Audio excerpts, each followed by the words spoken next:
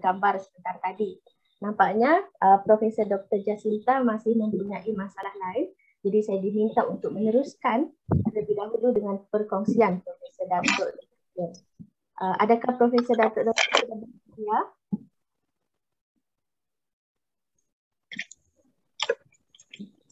Baiklah. Bak kata pepatah Melayu, tak kenal maka tak cinta. Jadi sebelum kita meneruskan sesi webinar kita pada pagi ini, adalah lebih manis jika kita mendengarkan biodata penceramah kita terlebih dahulu. Buat pengetahuan para hadirin, Profesor Datuk Dr. Zulkifli Zainuddin merupakan pakar perunding-kanan urologi, Ketua Unit Urologi Perkhidmatan Universiti Kebangsaan Malaysia. Dalam aspek pendidikan, beliau mempunyai ijazah sarjana muda Sains Perubatan dari Universiti Kebangsaan Malaysia dan ijazah sarjana dalam perubatan atau General Surgery dari Universiti Kebangsaan Malaysia pada tahun 1998. Profesor Datuk Dr. Zulkifli juga pernah berkhidmat sebagai Presiden bagi Malaysian Society of Andrology and the Study of Aging Male dari tahun 2009 sehingga kini. Beliau mempunyai pengalaman menjadi Naib Presiden Majlis Kesihatan Lelaki Jepun ASEAN dan ahli Lembaga Urologi Malaysia. Beliau memiliki kepakaran khas dalam bidang kesihatan lelaki, kesihatan prostat dan boarding dysfunction. Tanpa melengahkan lagi masa, saya ingin menjemput penceramah kita pada hari ini, Profesor Datuk Dr. Zulkifli untuk memulakan sesi perkongsiannya. Dipersilakan. Assalamualaikum, Prof. Datuk ada di situ. Terima kasih Akilah kerana very nice introduction. So Assalamualaikum, selamat pagi semua. Saya ingin mengucapkan terima kasih kepada saudara-saudari kerana sudi menjemput saya pada pagi ini. Jadi mungkin izinkan saya untuk share screen, boleh ke? Saya boleh klik kan? Okey, kejap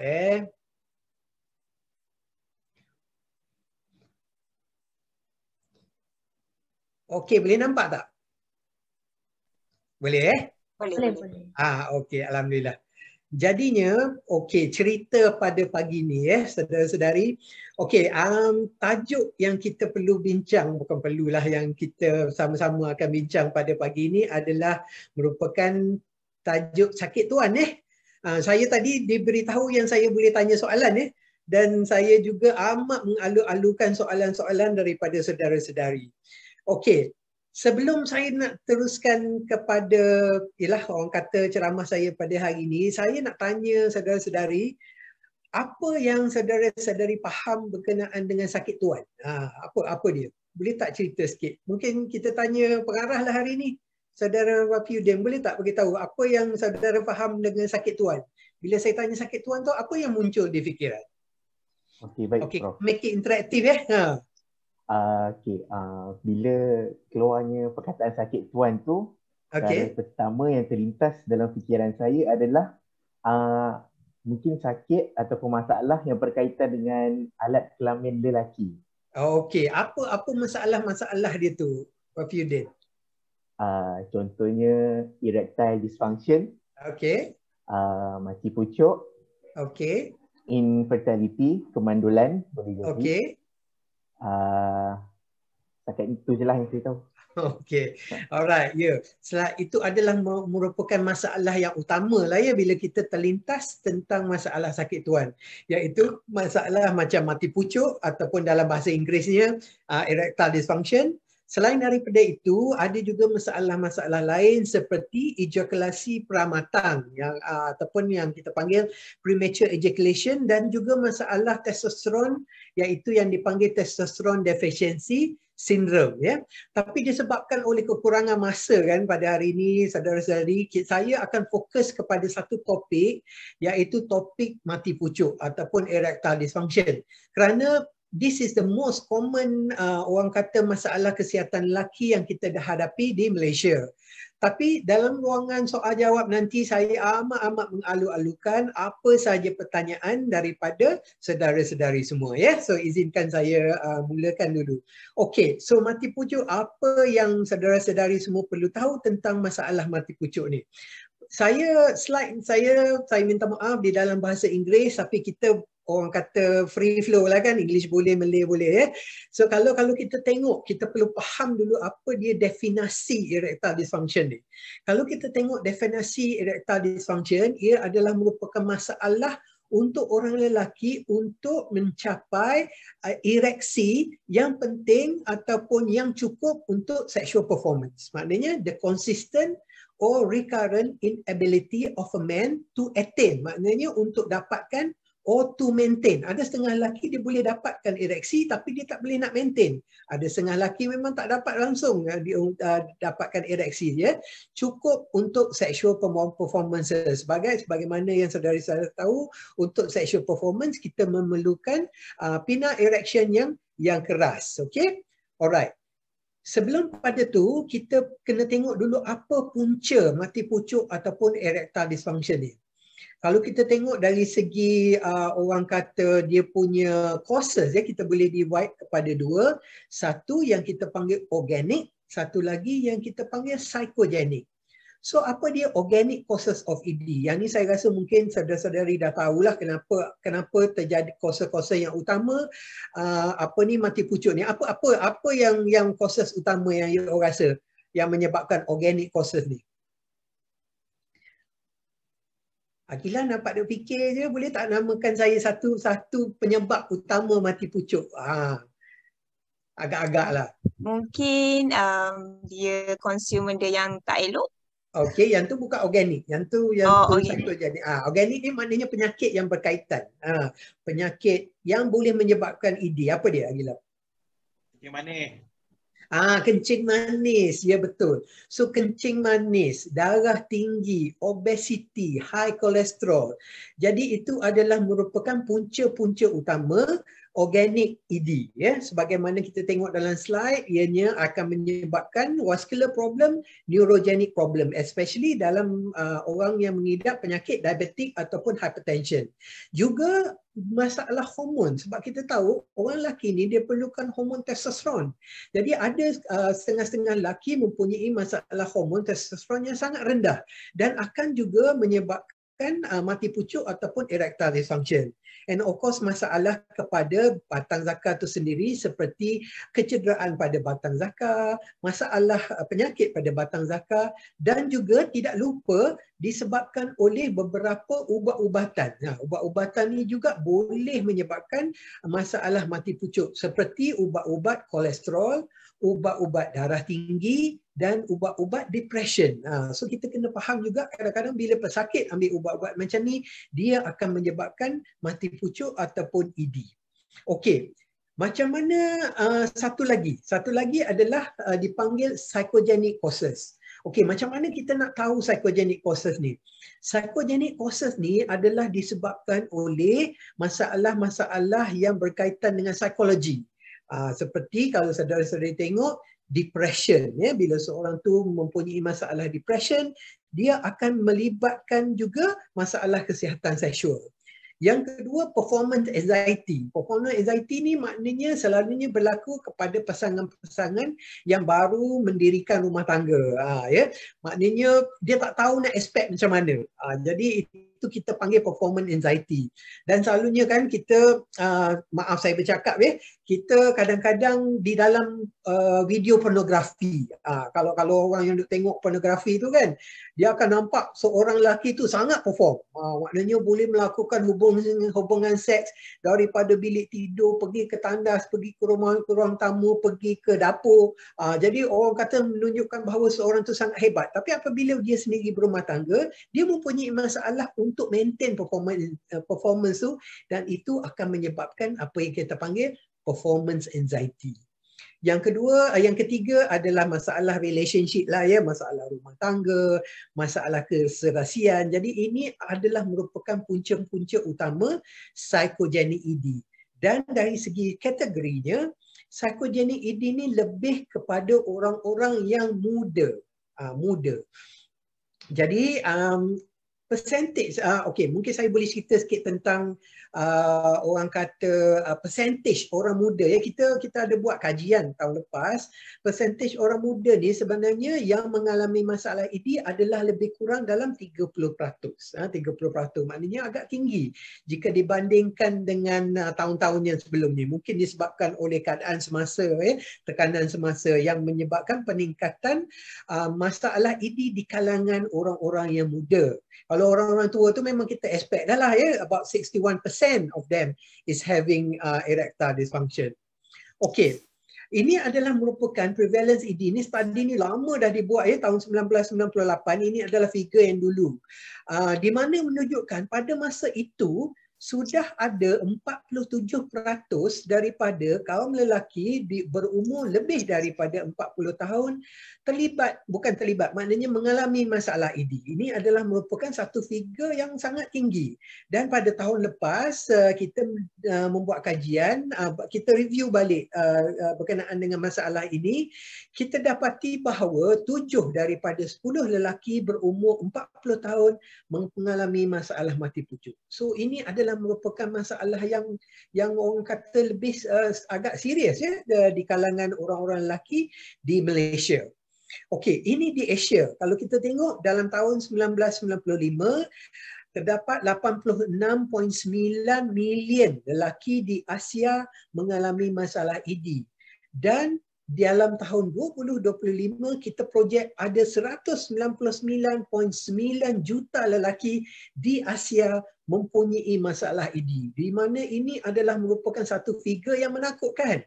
Jadi kita disebabkan oleh inilah kita mengadakan pelbagai orang kata campaign, awareness supaya orang lelaki sendiri faham tentang masalah ini, kerana benda-benda ini adalah merupakan satu figure yang sangat tinggi dan sangat menakutkan ya. Okey. Apabila kita bercakap tentang ED kan, banyak orang lelaki ni mempunyai misconception ataupun salah faham apabila ED ya. Satu, dia akan cakap okey, ini adalah merupakan soalan-soalan yang kita tanya orang kata responden lah, kenapa apakah yang anda faham berkenaan dengan ED dan kenapa tak nak datang jumpa doktor sebab ED ya. Okey, yang pertama dia kata it is only psychological, maknanya benda ni memang psikologi je. Tidak mempunyai masalah organik. Yang kedua, dia kata benda ni temporary saja, maknanya dia tidak akan berada pada jangka masa yang lama. Yang ketiga, it's not going to kill me, maknanya ED ni tidak boleh membunuh saya macam penyakit kanser, macam penyakit kencing manis, macam penyakit stroke ya. Tapi nanti sekejap lagi saya akan cerita dia macam mana dia nak membunuh. Okey. Okay, I am getting older, ED is part of normal aging. Memang betul apabila seorang lelaki itu bertambah umurnya, memang ED ini adalah merupakan masalah yang berasosiasi dengan penuaan. Tapi masalah kita tak boleh nak kata orang tua tak patutlah ada orang kata hubungan intimasi lagi, tak ada, tak boleh macam tu ya. Hubungan intimasi ni sebenarnya tidak akan berakhir sampailah orang kata ke akhir hayat. Okey. Fakta selanjutnya adalah orang lelaki ni dia tak suka share masalah seksual dia. Okey. Apabila dia nak share, dia akan tengok dulu dalam media sosial, dalam Facebook ya, di mana dia tak akan share dengan doktor. Dia selalunya akan share dengan kawan-kawan semua, kerana mereka sini menganggap bahawa masalah yang berkaitan dengan aktiviti seksual ni adalah tabu. Maknanya orang lelaki kita masih lagi belum terbuka untuk bercakap tentang masalah-masalah sebegini. Kenapa? Ada dua barrier ataupun dua penghalang. Satu psychological. Kebanyakan orang lelaki kita malu untuk bertanya ataupun berbincang tentang masalah seksual. Yang kedua adalah masalah social cultural kita sebenarnya. Social culture kita di Asia, di mana kita tidak openly berbincang tentang masalah seksual. Betul tak? So maknanya dari segi maknanya daripada keluarga, pendidikan keluarga kita, dari segi cultural kita sebagai orang Asia, kita tak bincang tentang masalah ini secara terbuka. Dan ada juga pengaruh-pengaruh orang kata mythical.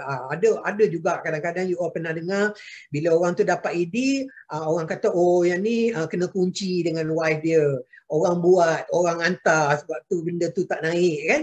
Jadi disebabkan oleh benda-benda ni, masyarakat kita lagi suka untuk mendapatkan traditional ataupun alternative treatment, ya, alternative treatment seperti pergi beli benda-benda suplemen lah apalah, ya, saya akan ulas lagi.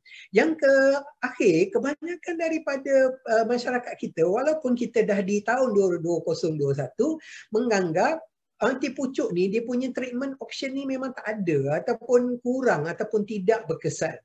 Jadi ini adalah merupakan misconception about ED di kalangan orang-orang lelaki di Malaysia. Alright? Dan kita juga bersaing dengan benda-benda ni, saudara-saudari. Jadi kalau you all tengok kan, di dalam media sosial, di dalam Instagram, di dalam Facebook, banyak sangat promosi-promosi berkenaan dengan ubat-ubat ini. Dan ubat-ubat ini selalunya dia datang dengan testimoni. Okey, you tahu tak testimoni itu apa?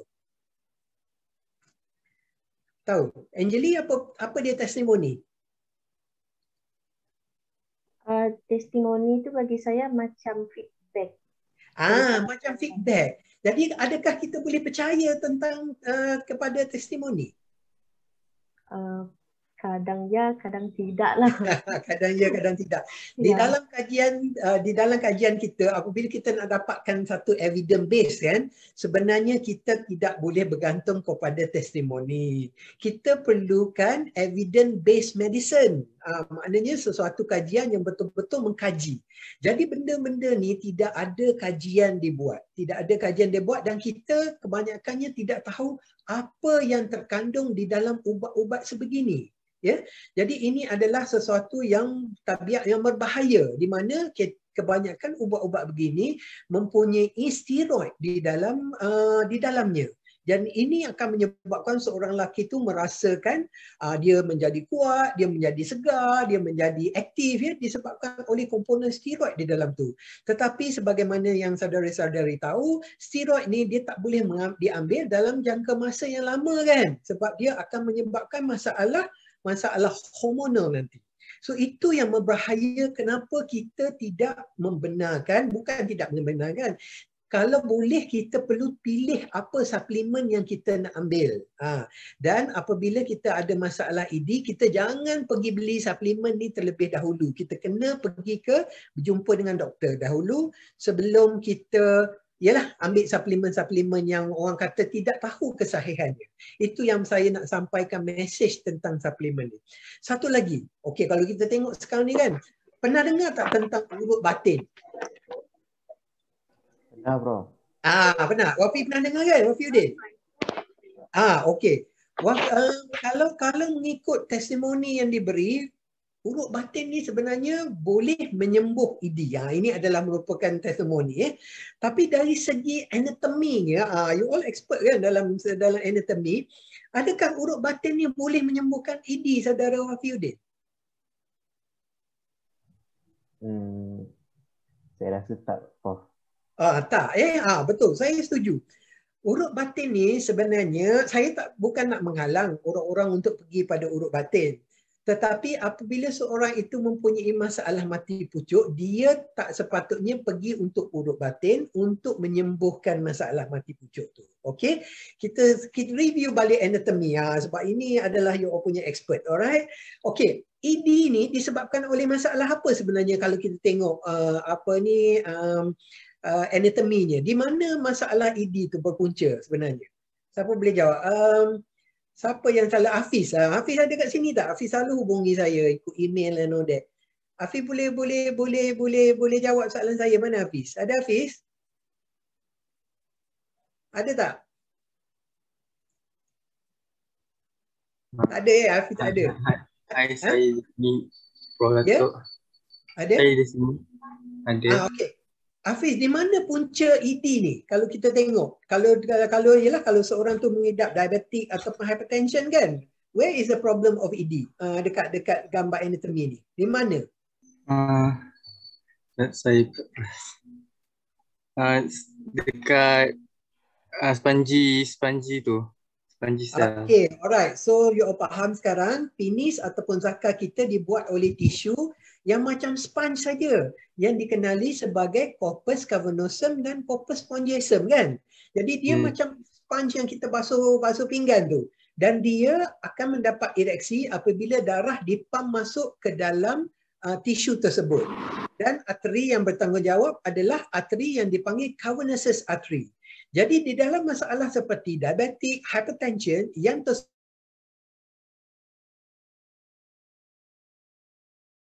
mengurut batang zakar ni boleh tak menyembuhkan ED? Kalau dari segi saintifiknya nampak macam tak boleh lah kan, sebab masalahnya adalah kepada cavernosus artery itu. Jadi untuk menyembuhkan ED, bukan untuk menyembuhkan, untuk memulihkan keadaan ED, kita perlukan something untuk dilatekan cavernosus artery itu. Betul tak? Faham tak you all? Okay. Alright. Saya move on. Alright. So saya faham.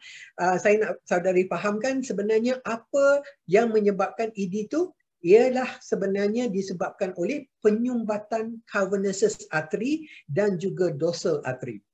So this is the main culprit of ED. Okay. Alright. Ini adalah saya nak tunjuk satu contoh. Pergi urut batin. Apa yang berlaku adalah urut batin tu gorong, maknanya dibuat secara sangat agresif, menyebabkan bengkak, dan ini dikenali sebagai masalah penile fracture. Tak pasal-pasal kena operation. Okay? Alright. Okay, kita berbalik kepada topik ED. ED ni adalah sesuatu yang serius. Betul ke tidak? Betul? Betul, Betul okay, betul. Dia ada tidak. Tidak, disebabkan oleh dia bukannya sesuatu yang life threatening. Maksud saya dia bukannya macam ada kena sakit jantung. Sakit jantung terus kita kena bawa pergi hospital semuanya. ED ni is not life threatening. Yang kedua, dia tidak ada morbid condition. Dan ketiga, dia tak ada obvious immediate noticeable disability. Maksud dia, ED ni dia duduk diam-diam sahaja. Orang yang mengalami masalah ED dan pasangannya sahaja yang tahu pasal masalah ini. Tak ada pula orang kata orang yang ada ED jalan tempang ke apa. Tak ada kan? Tak ada tengok macam tu kan? So that's why we said that there is no immediate and noticeable disability. But it is a very dangerous problem disebabkan oleh it is associated with so many risk factor. Saudara-saudari, seperti diabetic mellitus, hypertension, coronary heart disease, depression, obesity, dan dia akan menyebabkan quality of life ataupun quality hidup seorang lelaki itu terganggu. Terutama certain culture seperti di Asia, di culture-culture seperti kita. Dan dia akan menyebabkan severe psychological trauma kepada pengidap-pengidapnya. Okay, ini adalah a bit about statistik yang saya nak share. Kalau saudara-saudara tengok dalam slide, 68% orang yang mempunyai hypertension ada ED. 60% orang ED mempunyai masalah dyslipidemia. 96% orang ED mempunyai masalah positive stress test. Maknanya ada mengalami masalah jantung coronary, 40% daripada diorang. 20% daripada lelaki mempunyai masalah kencing manis dan 11% mempunyai masalah depression. So this is something, some figure yang kita tak boleh pandang ringan. Dan kajian-kajian yang terkini menunjukkan bahawa ED ataupun mati pucuk ni adalah merupakan tanda-tanda awal penyakit kardiovaskular. Kenapa? Kenapa ED ni adalah merupakan penyakit kardiovaskular? Kalau you all tengok anatomy, okay, back to anatomy again kan? Okay, arteri yang paling kecil di dalam organ adalah merupakan penile artery. Okey, kalau you tengok, ia adalah merupakan berukuran di antara 1 hingga 2 mm. Kalau saudara-saudari tengok, second largest artery selepas itu adalah coronary artery, which is measures about 3.4 mm. Coronary artery ni tahu tak kat mana? Kat mana? Tahu, Prof. Dekat mana? Kat jantung kan? Okey. So, kalau dalam orang kata dari segi penyebatan, sekiranya berlaku aterosklerosis, kan? Dah belajar kot aterosklerosis ni penyempitan saluran darah, So, yang paling pertama sekali kena adalah penile artery. Kemudian selepas tu, apa arteri yang akan kena? Selepas peanut artery apa you orang rasa artery yang akan kena? Artery. Coronary artery. So apabila coronary artery kena, apa orang tu akan dapat? Sakit jantung. Yes, sakit jantung. So that's why you all faham kan dari segi relation ni, kenapa pentingnya kita nak detect ED awal. Sebab apabila kita dapat detect ED, kita boleh prevent coronary artery disease. Sebab study ni menunjukkan bahawa pesakit-pesakit ED selepas mendapat ED, selepas 2 ataupun 3 tahun tanpa dirawat, mereka akan mendapat penyakit jantung coronary.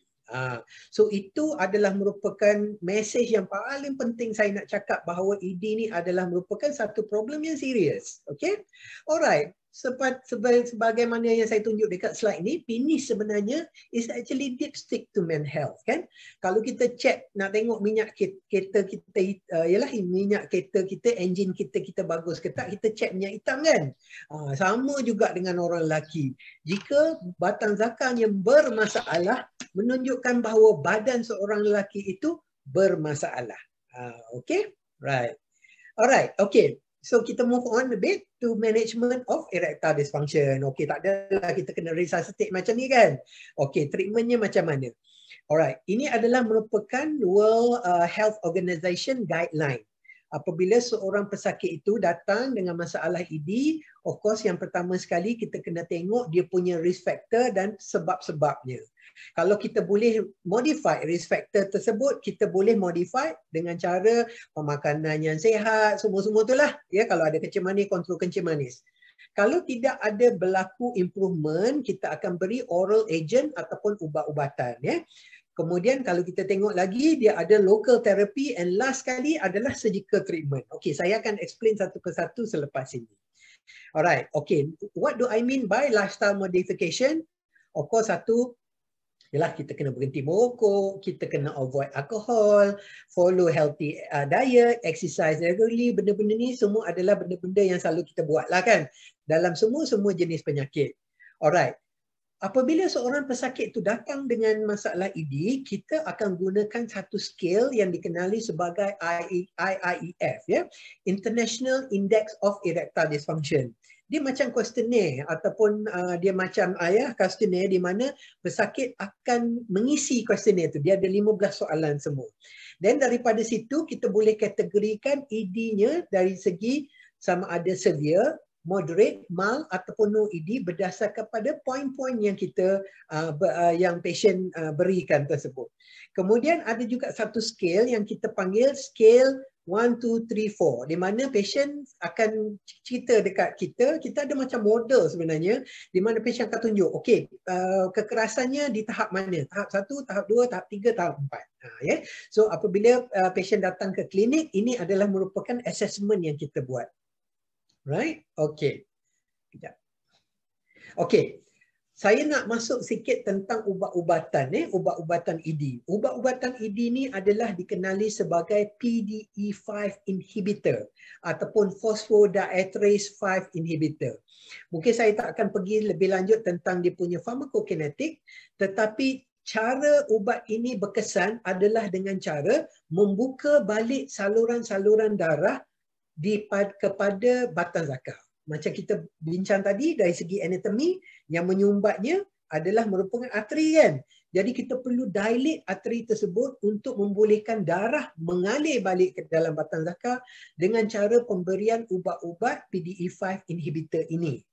Jadi kalau kita tengok di skrin, mungkin saudara-saudari memang tahu yang paling utama sekali, bukan utama, yang paling mula-mula sekali dikeluarkan adalah ubat yang dipanggil Viagra. Ya, Viagra, kemudian followed by Cialis dan Levitra. Masalah ubat-ubat PDE5 inhibitor ni adalah ubat-ubat ni adalah mahal, ya, mahal. Kalau kita tengok Viagra sebenarnya dalam RM38 sebiji, ya. Jadi dari segi kemampuan tu kadang-kadang pesakit-pesakit tak mampu nak beli. Tapi sekarang ni disebabkan oleh patensi Viagra dah habis, kita dah ada local Viagra. Maknanya dia adalah sildenafil tetapi dikeluarkan oleh syarikat-syarikat di Malaysia. Sebagaimana kalau you all tengok Pharmaniaga, ya, mungkin you all pernah dengar tentang company Pharmaniaga mengeluarkan satu tablet yang kesannya sama seperti Viagra, dikenali sebagai Ignite. ya, Ignite, dan ianya sebenarnya sangat murah dan affordable. Maknanya satu biji tu adalah lebih kurang dalam RM1.50, RM2 saja.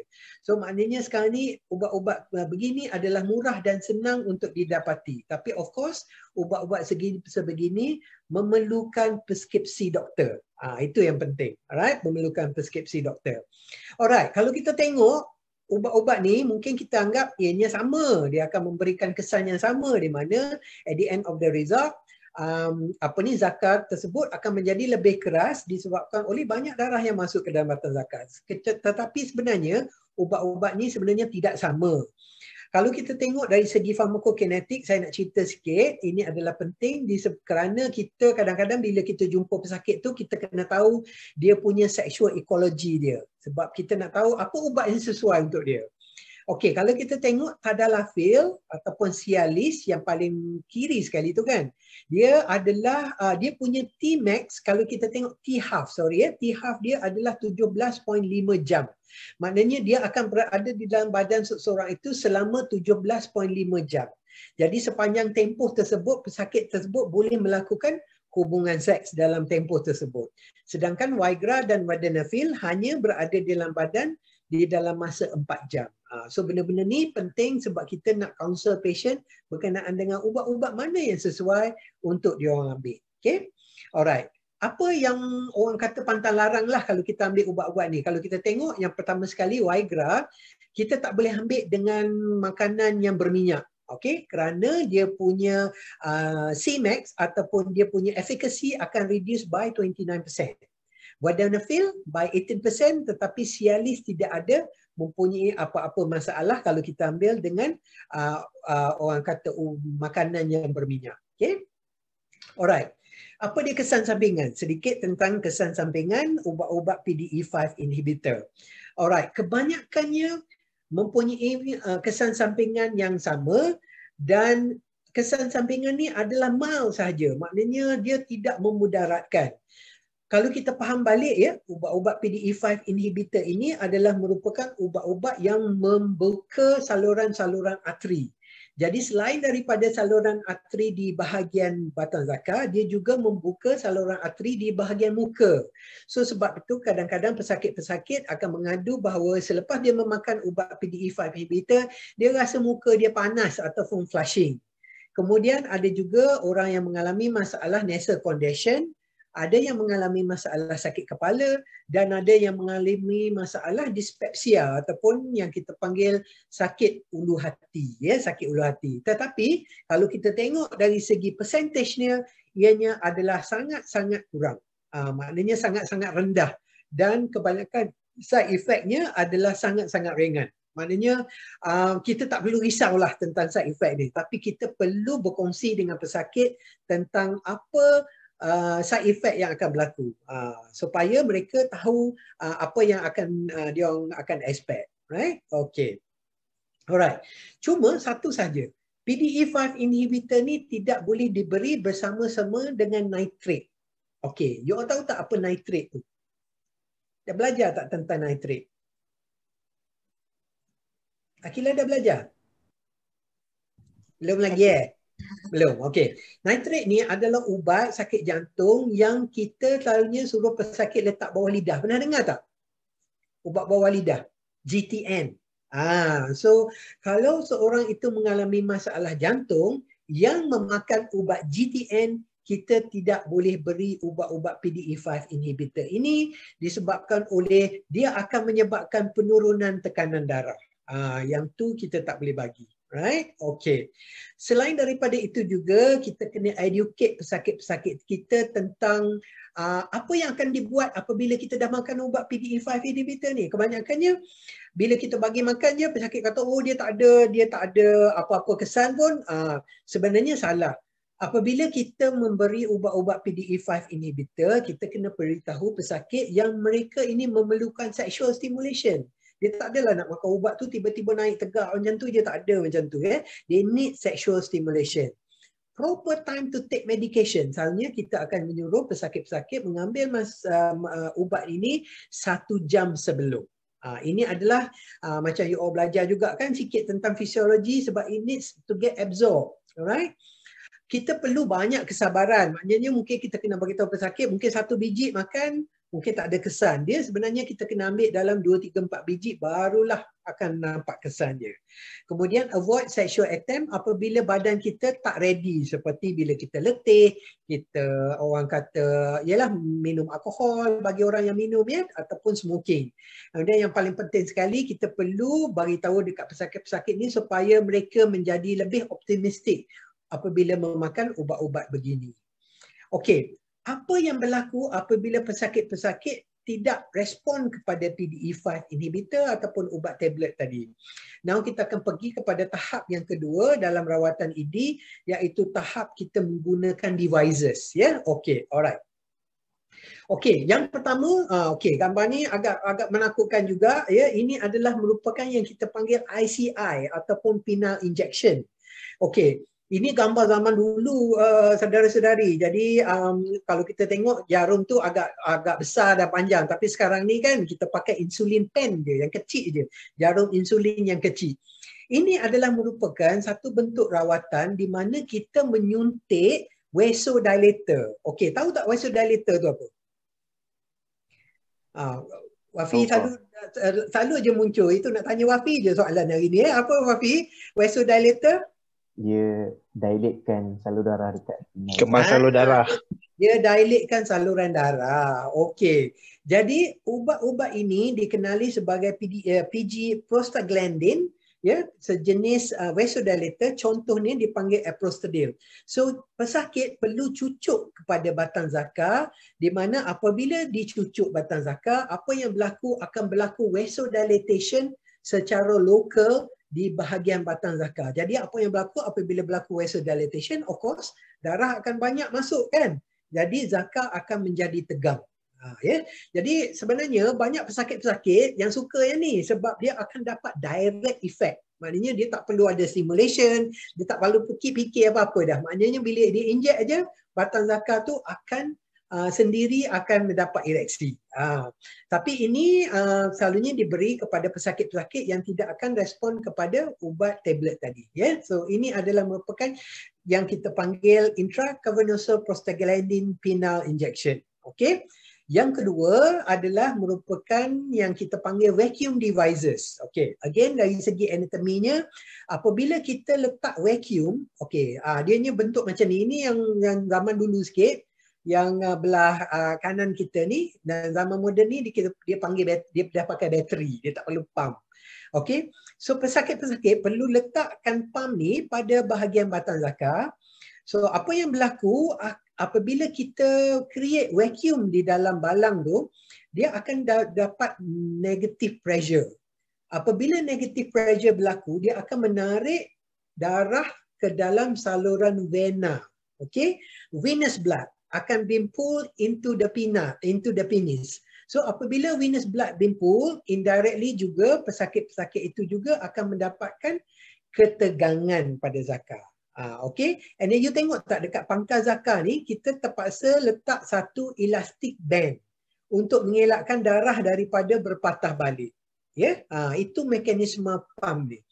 Cuma masalah dia, apabila berlaku apabila kita kadang-kadang suruh pesakit mencuba, mereka tak berapa suka disebabkan oleh ada getah dia tu, menyebabkan tidak selesa, dan proses pengepaman tu sebenarnya tidak juga menimbulkan, orang kata, tak selesa lah pada pesakit. Ya. So pump ni sebenarnya tidak begitu popular lah di kalangan pesakit. Injection tadi memang, tapi pumpnya tidak.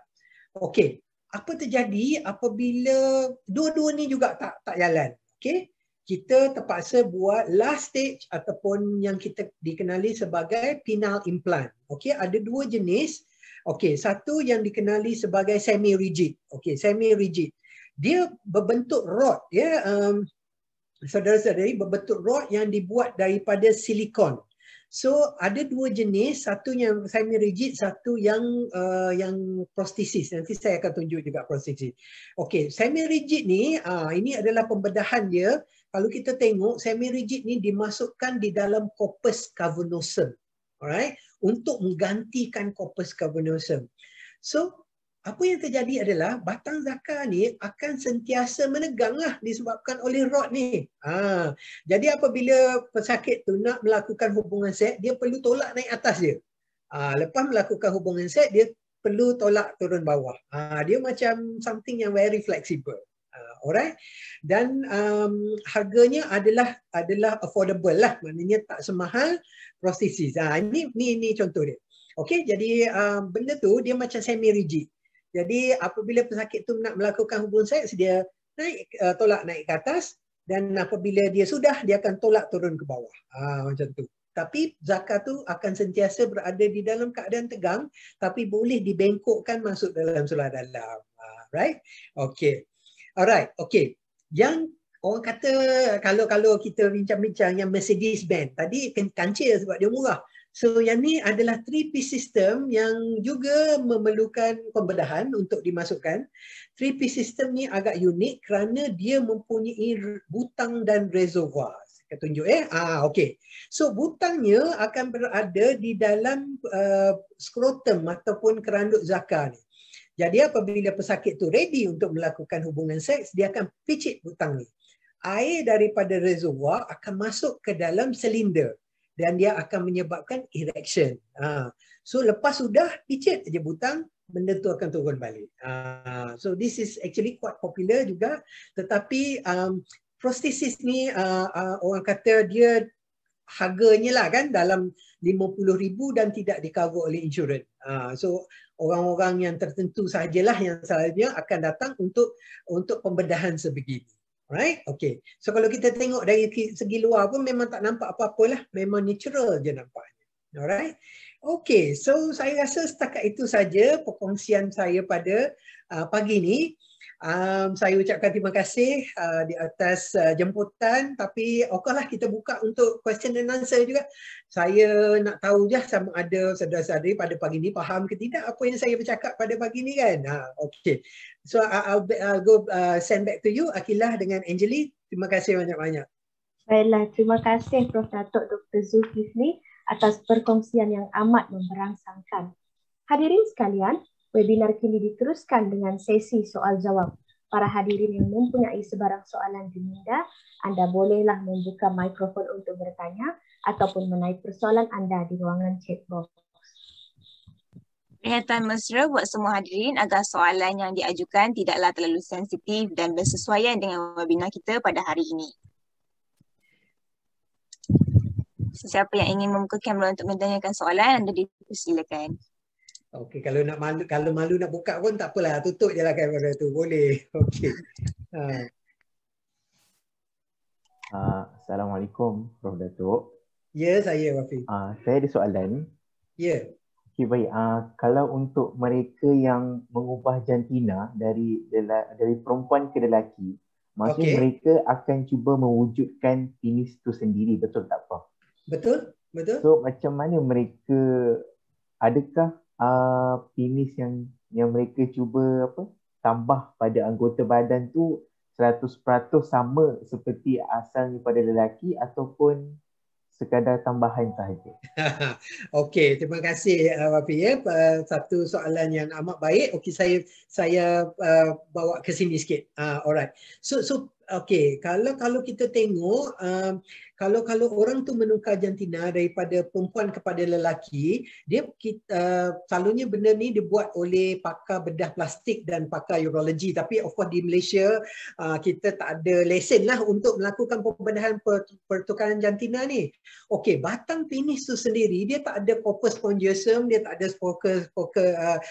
corpus cavernosum lah kan, disebabkan oleh benda tu dibuat daripada otot daripada peha sebenarnya Wafi. Maknanya otot daripada peha tu dibentuk seperti penis. Tetapi di dalam otot tu dimasukkan prostesis sebegini. Okey? Jadi maknanya di dalam otot tu ada silikon prostesis. Jadi untuk melakukan hubungan seksual, dia boleh melakukan hubungan seksual, tetapi of course dari segi air maninya memang tak ada, dari segi orgasma pun memang tak ada, sebab dari segi otot peha tu dia tak ada gland penis. Sebagaimana kita tahu, kepala zakar ataupun gland penis tu adalah merupakan bahagian yang mempunyai banyak sangat nerve kan. Jadi yang membawa kepada pleasure di dalam hubungan jenis. Tapi di dalam keadaan seperti yang bertukar jantina sebegitu, dia tak ada pleasure sebab memang fungsinya adalah untuk mendapat batang zakar sahaja. Dan kalau kita tengok dari segi anatomi, urethra tersebut, urethra tu dibuat dengan bakal mukosa. Maknanya daripada bahagian dalam mulut kita ni kan ada mukosa. So doktor akan ambil mukosa tu daripada dalam mulut dan letak di situ untuk menjadi saluran kencing.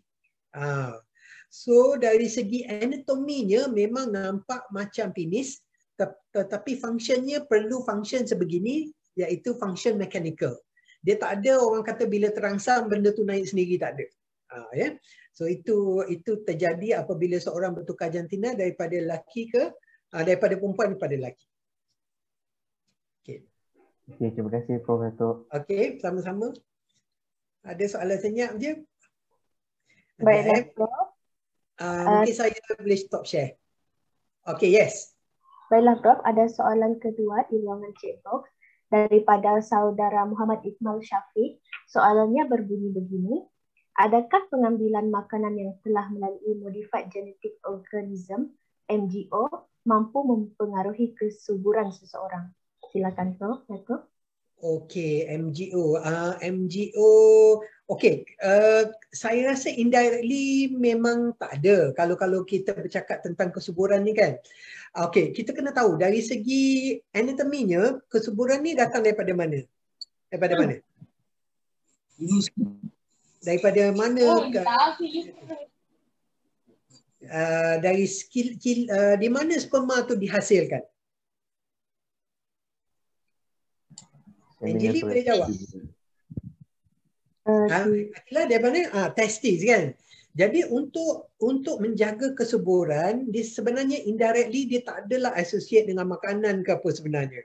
Untuk menjaga kesuburan kita perlu jaga testis. Betul tak?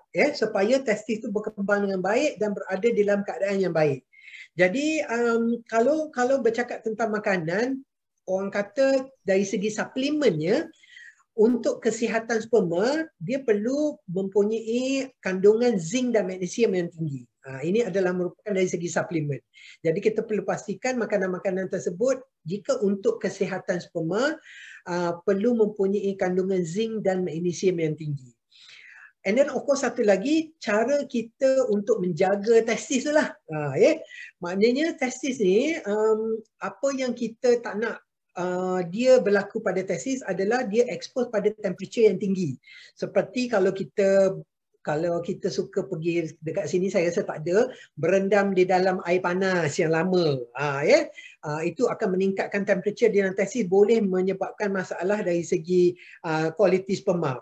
Yang kedua, masalah dari segi macam dia berada di dalam keadaan yang tidak selesa, seperti memakai seluar dalam yang ketat.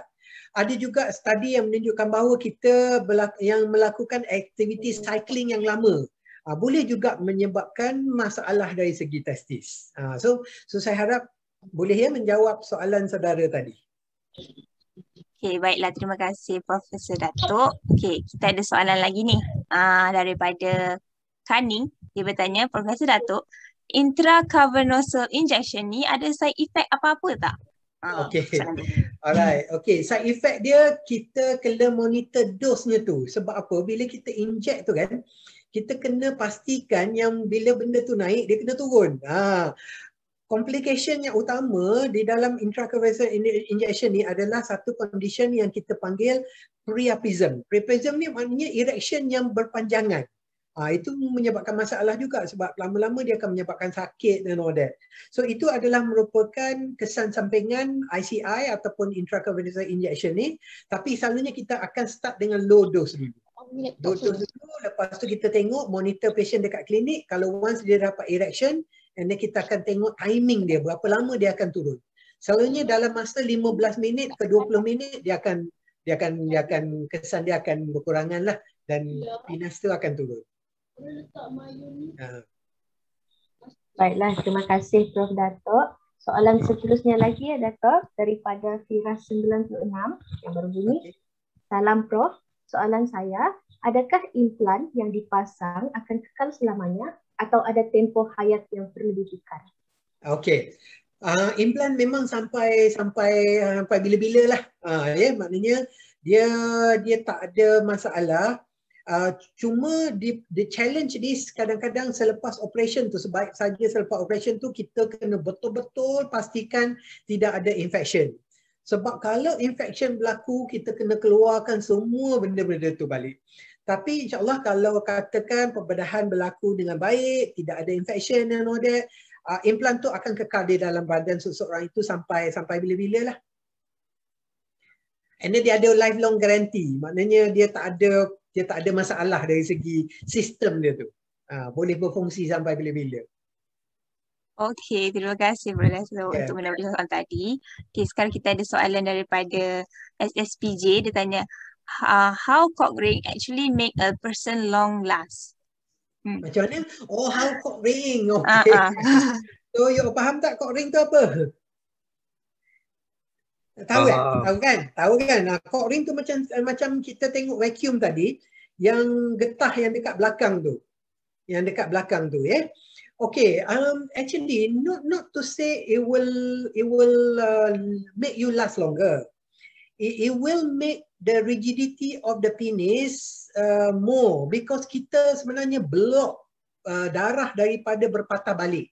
Tapi you have to be careful, because bila kita block darah daripada berpatah balik dalam jangka masa yang lama, akan berlaku cell death kepada sel-sel yang dalam penis tu. Indirectly, ya, maknanya mungkin bukan semua, tapi satu-satu dia akan mengalami masalah cell death. So that's why kita tak menggalakkan penggunaan cock ring ni. Sebenarnya how long do you last is not depend on the blood flow. Blood flow is actually for rigidity, ya, untuk kekerasan kita blood flow. But how long do you last is actually based on your serotonin neurotransmitter. You dah belajar tak serotonin neurotransmitter? Serotonin. Pernah dengar tak serotonin? Okey, serotonin ni penting untuk pemanjangan orang kata erection, ataupun kita tak nak bagi pancut cepat tu, kita kena ada banyak serotonin di dalam synapse. Synapse dah belajar kan? Okey. So dalam synapse tu dia perlu ada banyak serotonin. Jadi serotonin tu yang penting untuk memastikan seorang tu lama ke tak lama. Bukan cock ring. Cock ring ni actually untuk dia punya kekerasan tu. Kekerasan tu pula dia akan berlaku apabila kita letak cock ring tu, darah tak boleh patah balik, which is actually dangerous. I don't really orang kata recommend using cock ring untuk orang kata yalah hubungan seks. Baiklah, terima kasih. Harap jawapan daripada Prof Datuk tadi menjawab soalan daripada SSPJ. Baiklah Datuk, soalan seterusnya nampaknya ramai hadirin yang okey, bagus. berminat ya. Soalan daripada Man yang bertanya, untuk penyakit varicocele macam mana doktor? Adakah serius? Berapa kos untuk surgery? Okey. Alright, varicocele ni adalah sebenarnya pembesaran saluran darah vena di dalam testis. Okey. You dah belajar pampiniform plexus tak? Okey, kalau you tengok balik anatomi di dalam skrotum kita ada satu sistem saluran darah vena yang dikenali sebagai pampiniform plexus. Dia adalah merupakan satu sistem yang membawa balik darah daripada testis, ya, sebab kita tahu vena ni kan. Okey, varicocele ni sebenarnya pembesaran pampiniform plexus tu. Jadi pampiniform plexus tu dia akan jadi dilated, ya. Jadi apa yang berlaku adalah kalau kita tengok varicocele ni, dia macam ada, kita panggil description ni, kita panggil bags of worm. Maknanya bila kita tengok testis seorang yang ada varicocele tu, dia akan ada pembesaran saluran darah vena yang kita boleh nampak walaupun di bahagian kulit dia. Jadi okey, varicocele ni tidak ada masalah dari jika dia kecil ataupun apabila dia sikit. Masalah akan timbul apabila dia menjadi banyak. Apa yang berlaku adalah apabila berlakunya varicocele ni, temperature di dalam kerandut zakar ataupun skrotum tu akan meningkat. Jadi ini indirectly akan efek fertility. Ya, sebab apa testis tu dibuat orang kata oleh Tuhan di dalam skrotum tu adalah untuk maintain temperature. Dia tak boleh terlampau sejuk, dia tak boleh terlampau panas. Jadi apabila berlaku varicocele, temperature di dalam skrotum tu akan meningkat dan ini akan efek testicular punya productivity. Jadi kita akan melakukan pembedahan yang kecil yang kita panggil varicocelectomy, di mana kita akan ikat yang saluran-saluran darah vena yang membesar tu. Ya, jadi pembedahan kecil tetapi memerlukan orang kata ialah kena datang hospital and all that jugalah untuk mengikat benda-benda tu. Dan kalau kita yelah cakap pasal kos, kalau dari segi hospital kerajaan ni memang tak ada kos apa-apa lah kecuali kos yang masuk ward tu lah kan. So itu adalah merupakan masalah varicocele. Maknanya pembedahan yang mudah dan kita akan melakukan kepada varicocele yang orang kata pada tahap grade 3 dan grade 2. Mungkin you all boleh check lepas ni what do I mean by varicocele grade 2, grade 3. So semoga menjawab soalan saudara tu. Terima kasih Profesor Datuk. Okay, kita beralih ke soalan yang lain iaitu daripada Syami. Dia bertanya, salam Profesor Datuk. Tanya, adakah vape, shisha, pot juga mempengaruhi masalah kesuburan? Okey, memang. Any kind of smoking will affect sperm production. Any form of smoking, any form of drug, any form of alcohol akan menyebabkan ialah masalah dari segi kesuburan. Memang. Baiklah, terima kasih. Jadi kepada hadirin sekalian, cuba elakkan vape, shisha atau pot. Memang anything yang berkaitan akan membawa kepada masalah kesuburan. Baiklah Datuk, soalan seterusnya daripada Jane.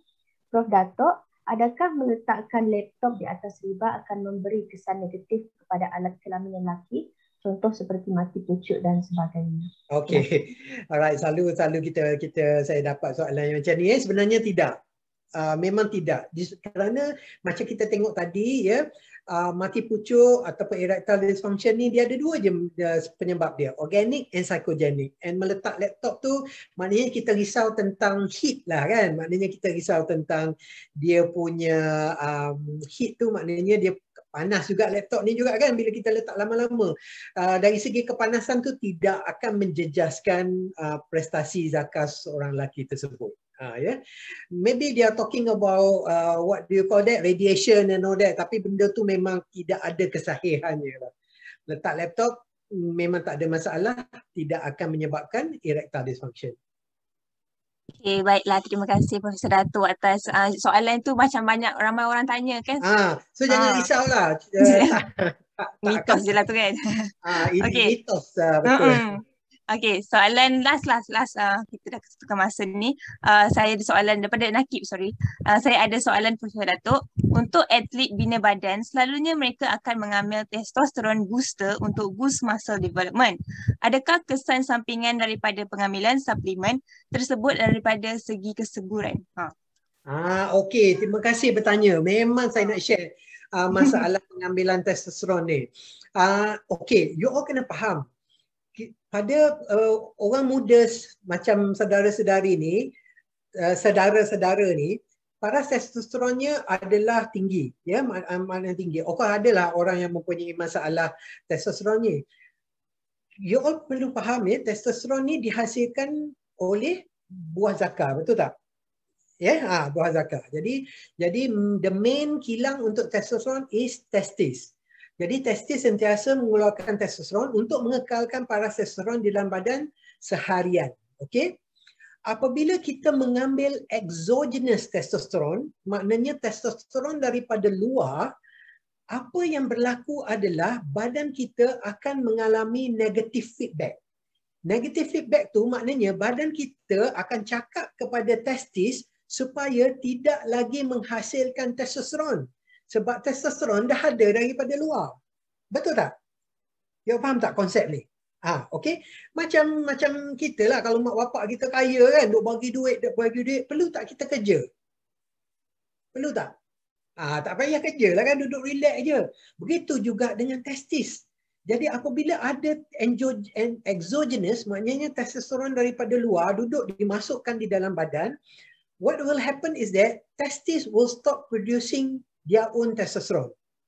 Jadi apabila dia tidak bekerja, lama kelamaan testis tu akan shrink, akan menjadi kecil. Dan keadaan sebegini kita panggil testicular atrophy dan memang akan menjejaskan fertility. So itu sebabnya saya nak sampaikan message ni, jangan ambil exogenous testosterone. Saya tahu memang dekat gym kan orang duduk offer benda-benda macam ni. Tak guna you all sadar, tak guna you all orang kata tough semua, tapi kat bawah tu kecil macam telur cicak aja, tak mau, tak boleh. Tak nak macam tu. So there is nothing fast and about building muscle and all that. You all kenalah work hard for it. Ya. Kebanyakan daripada you all ni nak cepat sadar. Jadi itu kadang-kadang saya diberitahu banyak gym yang akan cucuk testosteron ataupun jual tablet testosteron supaya dapat kesan yang cepat untuk masa yang orang kata ada pack, ada abs semua tu. Tapi yang merananya adalah buah zakar tu. Dan ada pesakit-pesakit yang datang berjumpa dengan saya disebabkan oleh pengambilan exogenous testosterone tu, datang ke main macam ni jalan semua kan. Dan apabila kita periksa memang ada testicular atrophy, untuk biopsi, untuk ambil sperm tu pun dah tak ada langsung dah. Testis tu pun dah ada jadi macam jelly dah. You know? So this is something that really serious that normally we see most of the time. Jadi saya nak mengingatkan pada saudara-saudara di luar sana yang bercita-cita nak menjadi sadar, boleh, tapi jangan ambil exogenous testosterone. Jangan ambil testosterone daripada luar. Itu pesan saya. Baiklah, terima kasih Prof. Dato'. Malangnya masa mencemburui kita. Kita telah sampai ke hujung sesi soal jawab. Terima kasih sekali lagi diucapkan kepada Profesor Dato' Dr. Zulkifli atas sesi yang amat berinformatif, dan tidak lupa kepada pelajar yang bertanyakan soalan sebentar tadi. Nampaknya Prof masih banyak lagi sebenarnya soalan daripada para peserta, para hadirin di dalam chat box. Kami akan pihak kami akan emailkan soalan ini kepada Prof Dato'. Dan kepada peserta, para hadirin yang bertanyakan soalan, anda boleh lihat jawapan kepada persoalan anda di IG Biomed UKM. Okey. Nanti email pada saya, insya-Allah saya akan jawab. Ya. Baiklah. Terima kasih Prof Dato'. Okey, sama-sama.